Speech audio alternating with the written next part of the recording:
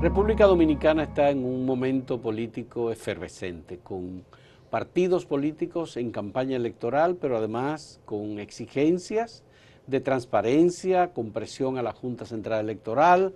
Hay un movimiento empresarial de la sociedad civil, académico, que está pidiendo igualmente investigación y sanción.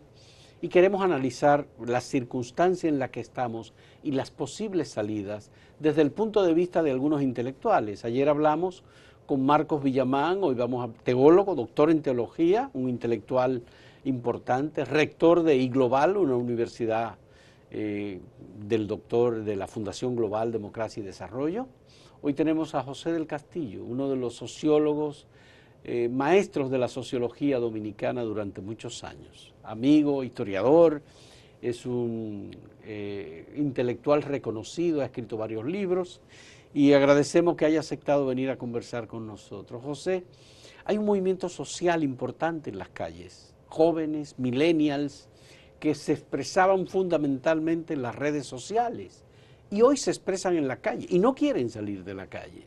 Han planteado incluso para este 27 de febrero una manifestación muy amplia, muy grande. ¿Estamos ante un cambio de la actitud de la juventud sobre el tema de la política? Bueno, esa juventud ya había incursionado justamente de manera más manifiesta cuando el doctor Fernández culminó su periodo de 8 años de gobierno, ¿no? En el 2012. Con los juicios populares y esto. Correctamente, tú recuerdas que se formaron varias organizaciones juveniles, hubo piquetes ante la sede de Funglode y movilizaciones. Ha estado constantemente incidiendo a través de las redes y de los piquetes. Por ejemplo, la Plaza de la Lira ha sido un punto de encuentro muy frecuente y otros escenarios. De manera que es la eclosión de un movimiento que venía larvado, que estaba allí instalado ya en las redes y en espacios públicos, haciendo presión incluso para participar en el proceso electoral. Algunas de las figuras que incidieron en la lucha del 4%, en la lucha sobre el tema de la reforma fiscal, donde participaron. O Loma Miranda. Con el tema de Loma Miranda, claro, los temas de corrupción, cuando el famoso suicidio del arquitecto en la oficina de OISOE. Muchos de esos rostros son justamente los que aparecen inicialmente en la Plaza de la Bandera. Incluso si se podría ubicar una cierta afinidad de algunos de esos actores con partidos políticos, indudablemente la fuerza de Guillermo Moreno es la que tiene una presencia, porque algunos de ellos, como Pujals y otros más, están participando como candidatos en esa organización. Sí, candidato a alcalde del Distrito Nacional. Exactamente. Ahora, ¿esta es una manifestación contra la Junta que piden su renuncia o contra el gobierno o contra los partidos políticos? ¿Cómo lo podemos interpretar? Sí, yo lo veo como un movimiento multifacético. Es un movimiento que probablemente una de las expresiones en cuanto a nomenclatura, que ellos mismos se han dado, ¿verdad? Se han autoasignado sus nombres, es el movimiento Estoy Harto. Yo recuerdo una anécdota de Hipólito Mejía Domínguez, que fue invitado por ese movimiento a un coloquio. Y lo primero que dijo Hipólito en su estilo, ¿verdad?, del chiste, del manejo del humor, que lo hace con mucho ingenio, él planteó: pero muchachos, ¿por qué ustedes están hartos? Entonces ellos le dieron sus razones. E Hipólito dijo: pero yo estoy harto también. Entonces, bueno, es una interlocución entre ese movimiento y un expresidente. Ya Hipólito era expresidente. Entonces yo creo que esas organizaciones tienen una agenda, para empezar, un malestar, vamos a ponerlo, un malestar hacia la clase, la llamada clase política. No se sienten, grosso modo, tendrán algunos afinidad con Moreno y su partido, pero grosso modo no se sienten representados. Hicieron cambiar la ruta de la marcha del pasado domingo. Claro, no se sienten representados por la clase política. Tienen otros enfoques, otra agenda, ¿no? Otras perspectivas. Muchos son jóvenes de clase media alta, algunos tienen sensibilidad artística, ¿verdad? Tú los ves, tienen un perfil. Los mensajes que proyectan. Sí, de creatividad, mucha etcétera. creatividad. Entonces, yo diría que manifiestan un malestar, evidentemente una aspiración legítima, válida, y es la de una renovación de la escena política dominicana, de los modos de hacer política, de la cultura dominicana.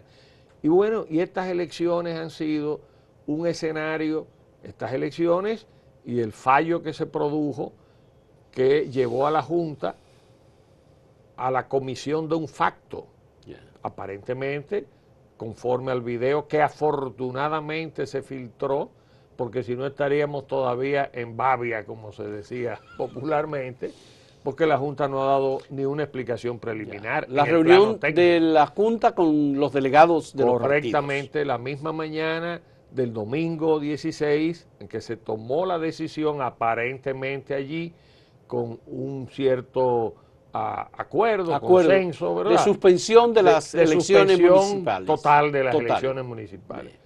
Para lo cual ni constitucional ni legalmente la Junta estaba facultada. Las elecciones del 16 de febrero, como las que están pautadas para el 17 de agosto, son elecciones consignadas en la ley electoral, en el artículo 92 de esa ley, en el ordinal 1, como elecciones ordinarias, que son las que establece con fecha fija la Constitución de la República, que es la estructura normativa máxima. ¿Pero podía convocar la Junta a las del 15 de marzo? Tampoco. Tampoco. Porque el artículo 2, o mejor dicho, el ordinal 2 del artículo 92 establece qué son las elecciones extraordinarias. Pero el 261 dice que en un periodo para convocar. Ahí es que dice, establecen las elecciones extraordinarias. Son aquellas elecciones que se convocan a partir del mandato de una ley que produce la creación de una nueva demarcación. La provincia de San Cristóbal decide dividirla. Pero eso se aplicó, se trasladó hacia una anulación global. Vienen a ser las elecciones complementarias. Y el presidente lo aceptó. En el antiguo, ha habido un facto y ha habido un reconocimiento por parte de los partidos que hay que buscar una salida. Hay que buscar una salida. Y obvio que hay que buscar una salida. Es una salida política. Porque la ley electoral dice una o varias demarcaciones. Cuando te dice varias, ya te abarca todas las demás. No, porque perdóname. La ley es precisa en la letra. La ley habla de elecciones verificadas, por un lado, ¿no? Porque ese es el otro escenario. Primero, cuando se crea, aquí no se ha creado demarcación nueva alguna, cuando se crea, ¿no?, una nueva o varias, lo que tú demarcaciones, que es el caso de municipios nuevos, provincias nuevas.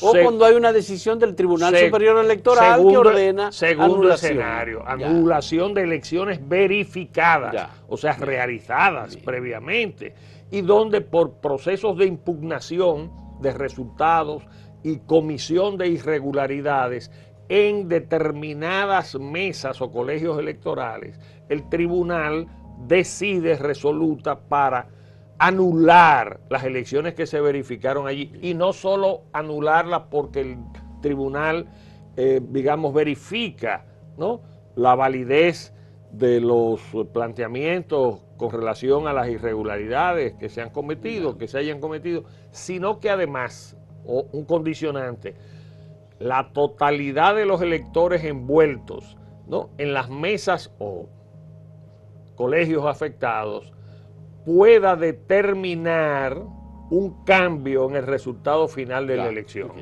Bien. Vamos Eso a es lo hacer que la ley establece. una primera pausa. Y suspensión no aparece por ningún lado en el texto de la ley. Bien. Es un facto, es una solución política, Bien. y bueno, y eso es lo que hay. Vamos a hacer esta primera pausa con José del Castillo, sociólogo, en este diálogo sobre el momento político en el que estamos. Un momento, retornamos.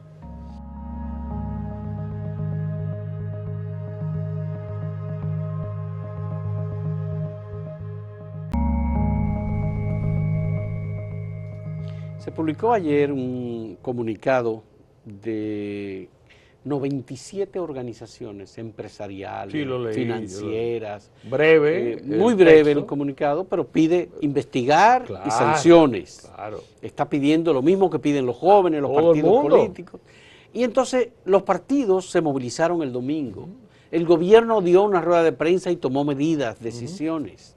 Entonces todo esto lleva a que el país se encuentre como en una especie de limbo de hacia dónde vamos. ¿Quién conduce esto? Entonces a mí me gustaría saber tu lectura de esta situación. ¿Hacia dónde debemos encaminarnos? Sí. ¿Y por dónde se debe dirigir la cosa? Sí. ¿Es el Estado el que debe hacerlo o es la Junta? Bueno, yo creo ¿O los partidos? Yo creo que los actores, en sentido general, porque hay un cuestionamiento a un sistema electoral que de alguna manera se podría decir colapsó. Colapsó y de mala forma. Colapsó el mismo día de las elecciones y antes de que las elecciones agotaran su jornada, las votaciones, ¿no? De suerte que estamos ante un hecho inédito en la historia política dominicana. Nosotros tenemos 60 años, casi 60 años de experiencia electoral. Este es un país que ha tenido más de 20 procesos electorales. No somos adanes, ¿no?, en esta materia. Tenemos una experiencia acumulada. Pero tú has hablado de estrés institucional. Entonces, cuando tú hablas de ese, menciona ese concepto, ¿a qué te refieres? Bueno, yo me refiero, Fausto, y te haría la pregunta a ti como un comunicador avesado, un analista y investigador, que tú has estado con ese perfil prácticamente desde que te iniciaste en los medios de comunicación. ¿Cuántos países en el mundo, o en América, o en el mundo, que tú conozcas, tienen un calendario en 8 meses electoral, sí, de 5 procesos electorales nacionales? Puede tomar el teléfono, a ver. Eso no lo vemos muy frecuentemente. Un país que por las razones que fuera tenga que someterse a escoger en diferentes niveles autoridades, elecciones municipales, elecciones primarias, elecciones municipales, elecciones congresuales y presidenciales y posibilidad de segunda vuelta. Correctamente. Son 5 elecciones en un periodo de 8 meses. ¿De octubre? De octubre, 6 de octubre. ¿A junio? Al mes de junio en caso de que haya segunda vuelta. Correctamente, 8 elecciones. Sí. Aquí nadie ha reparado en ese detalle, nadie, en sentido general. ¿Y tú crees que eso genera un estrés constitucional, institucional? Pero la primera prueba del estrés institucional es el debate previo a las elecciones primarias del 6 de octubre acerca de primarias abiertas o primarias cerradas. Debate que se verificó inicialmente en el seno del Partido de la Liberación Dominicana, donde el sector del doctor Fernández tenía una posición al respecto y el sector que sigue al licenciado Medina tenía otra posición. Finalmente se buscó una salida, una ley de partidos, en un bajadero que fue un híbrido dentro de la ley de partidos, con un menú de opciones para que los partidos escojan el modelo que entendieran, el modelo que les acomodara a sus estatutos y a sus decisiones, o sea, un menú para escoger. Sí.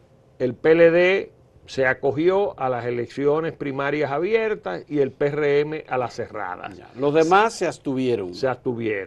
El voto automatizado que se inaugura en esas elecciones primarias del 6 de octubre estuvo sometido a una serie de análisis, cuestionamientos, y posteriormente entonces fue objeto de, diríamos, un ataque frontal en el aspecto de que fue el vehículo. Ese fue el alegato fundamental del sector del doctor Fernández, fue el vehículo para la comisión de un fraude masivo. Eso conllevó a la división del PLD. Entonces, el Partido de la Liberación Dominicana, partido oficial, que al término 16 de agosto del mandato de Medina, tendría 20 años acumulados en el ejercicio del poder aquí. El doctor Fernández, que tenía 19 años presidiendo el PLD y 3 veces presidente, renuncia de su organización.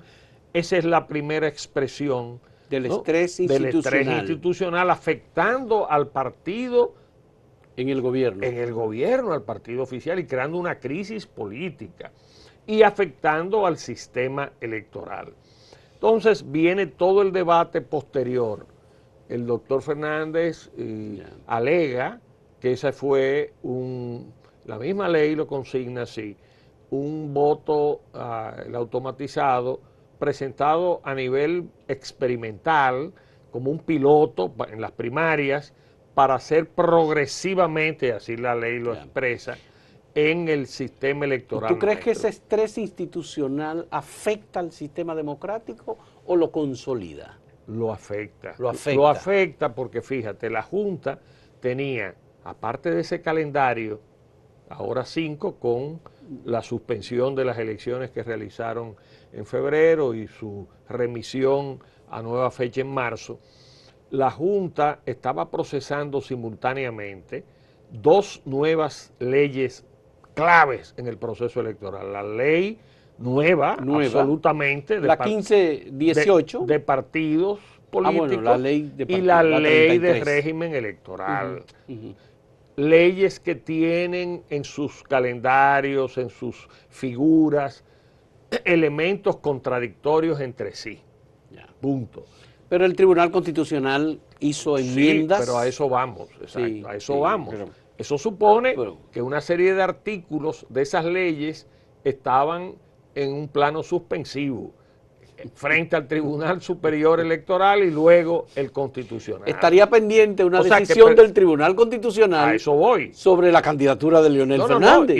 Y ha estado el Constitucional decidiendo y tumbando algunos de esos artículos o aspectos del texto de algún artículo. De manera que el proceso legislativo por esa vía, que es una facultad que tiene el Tribunal Constitucional, seguía abierto. O sea, la Junta, digamos, como conductora de un proceso, ensambladora de un proceso, tenía abierto todo un escenario normativo en suspenso. Eso es muy importante, señores, dentro del estrés. Bueno, la Junta también ha estado sometida a decisiones del Tribunal Superior Electoral. A eso voy. También con la impresión de las boletas. El tema de la impresión de las boletas. Cada órgano de esperar, etcétera. No, son problemas. Cada órgano de esto tiene su, como dijo Milton Ray Guevara recientemente, tiene su ley orgánica y tiene sus procedimientos y sus plazos, sus calendarios, pero la Junta tiene otros calendarios. Tiene el suyo. Vamos a hacer una última pausa en este diálogo con José del Castillo.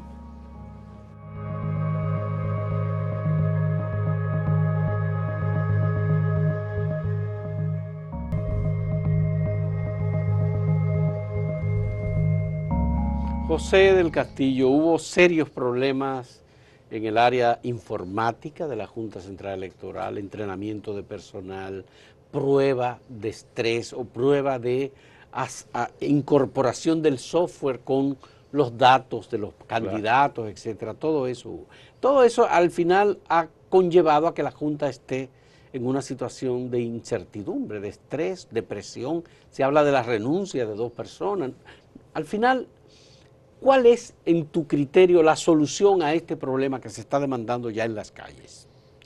¿Hacia dónde debe ir el país? Bueno, debemos ir hacia las elecciones, indudablemente. ¿Tú crees que las elecciones del 15 de marzo resuelven estos problemas? Yo lo que creo es que la Junta debió emitir por lo menos un informe preliminar de su departamento de informática, de su departamento técnico. No tenemos información de por qué suspendieron a Miguel Ángel García. Nos enteramos de que hubo un colapso del 50% en labios del presidente Castaño por un video que se filtró de uno de los delegados de partido que acudió a la reunión de la mañana del domingo 16. Pero la Junta no es, que el 50%, decía allí Castaño, en pruebas previas que se realizaron el sábado, había colapsado. Entonces, ¿cómo es posible que 9,000 y tantos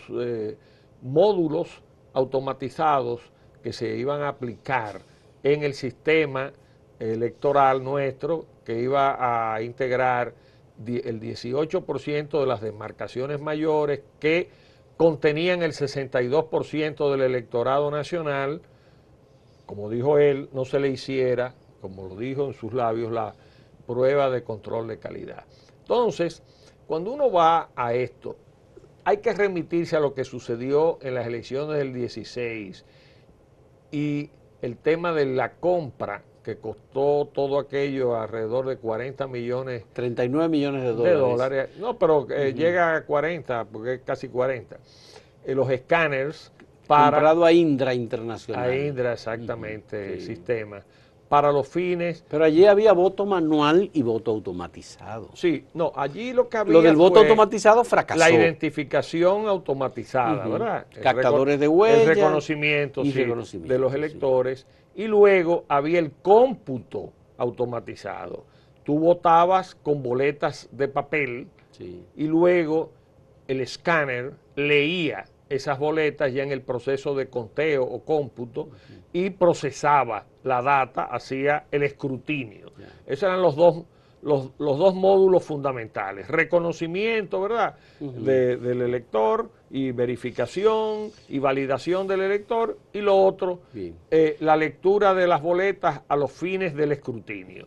Entonces, el informe que rinde Miguel Ángel García, que había sido codirector y renunció en aquella ocasión en la gestión de Roberto Rosario por conflictos con el otro codirector, el señor Frías, ¿no? Sí. Y con el propio Rosario, cuando se asume en la nueva Junta Central Electoral y se le designa a él director del Departamento de Informática de la Junta, es terrible con relación a los equipos y a lo que sucedió. ¿Qué dice? Ellos dieron un informe muy claro, contundente, que no se debía sobre utilizar, el fracaso, exactamente. Sí, todos esos equipos quedaron al margen. Exactamente, que esos equipos tenían obsolescencia cada 6. Perdóname, lo descalifica, habla de improvisación, dice que en elecciones anteriores la parte tecnológica quedaba cubierta un año antes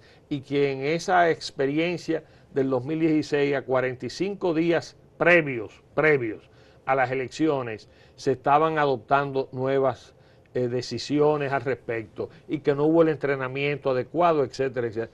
¿Tú sabes qué día?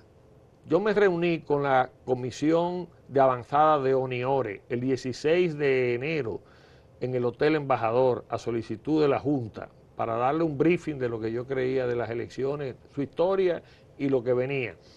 Y le advertí de una serie de inconvenientes que se iban a verificar. Tú sabes cuándo se adoptaron 11 resoluciones para las elecciones del 16 de febrero. Se adoptaron el 11 de enero, el sábado 11 de enero. Yo hablaba con estas personas el 16 de enero, un mes antes. Un mes antes. Y una de las resoluciones todavía señalaba, la referente al voto manual, de que el tema de la transmisión de los resultados quedaba pendiente. Como me indicó Miguel Ángel García en un encuentro fortuito en el Embajador, se iba a realizar mediante el vaciado por digitación manual en un celular Samsung como el que yo tengo. Él sacó uno y me dijo, ¿cómo esto? Y yo tengo el mismo. Contado el resultado, se escribe... Los cuadernillos, en cuadernillos se iban a vaciar los resultados. Eso, y de ahí, eso no era posible. Y de ahí se iban a digitar. Y yo, ¿por qué no lo escanean los cuadernillos? Y me dijo, no, porque hubo dificultades en México con el escaneo. Entonces, Pero digitando se van a cometer errores de todo tipo. Por lo visto, en las elecciones del 15 de marzo no hay nueva solución. Vez, improvisación. El mismo perfil de evaluación que hizo la OEA en su informe para las elecciones del 2016 y que hizo se repite ahora Miguel Ángel García, que hizo para la evaluación de la experiencia anterior, en la que él vivió como codirector en una parte, ¿verdad? Y que da como resultado descalificar el uso, el empleo de esos escáneres en los que se había invertido casi 40 millones de dólares, se adquirieron 20 millones de dólares los nuevos equipos. Los nuevos equipos, sí, por supuesto. Esto ahora se le aplica a plenitud problema de educación, el montaje del proceso, la tecnología haciéndole cambios. Ese modelo fue diseñado por la Junta. Y por la propia Junta, por Miguel Ángel y su equipo. Miguel Ángel. Sí, claro. Entonces, oye, falló. Lo menos que ha debido suceder es que de inmediato el departamento informático presentara por escrito, produjera un informe preliminar sujeto a las auditorías posteriores y decir, aquí pasó esto en la parte técnica, y eso no ha sucedido. Bien. Eso es insólito también. Bien. Muchas gracias, José, por este diálogo. Se nos ha acabado el tiempo. Necesitamos más tiempo para hablar contigo. Claro, porque yo hablo demasiado. No, te agradecemos mucho. Porque necesitamos dar explicaciones, pero, José. Fausto, lo importante ahora, aunque sea usando los dedos. Sí. Ayer estaban debatiendo sobre el sistema de transmisión e incluso de cómputo, de los resultados de los colegios electorales al centro de cómputo. El del voto manual que vamos a utilizar el 15 de marzo. Mi oficina, cuando yo tenía muy activa una oficina de consultoría, en el inicio de la década del 80, recibió un grant de la Fundación Ebert de Alemania. Y nosotros procesamos todas las elecciones verificadas hasta ese momento. Tú sabes... Todas, actas por actas. Wow. 62, 66, 68, 70, 74 y 78 a ese momento. Sí. Y después la del 82. Los resultados en sus detalles. En sus actas, actas por actas. Yo tengo en una copia de mis oficinas archivo de eso. ¿Tú sabes lo que verificamos? El 70 y tanto % estaban descuadradas, porque los dominicanos por eso nos quemamos la prueba PISA, por Dios. Entonces, si hay que ir a contar con los dedos, que se cuente con los dedos, porque hay una desconfianza absoluta respecto a la tecnología. Definitivamente, qué buen hallazgo, interesante. Muchas gracias, José del Castillo, y gracias a ustedes por la compañía.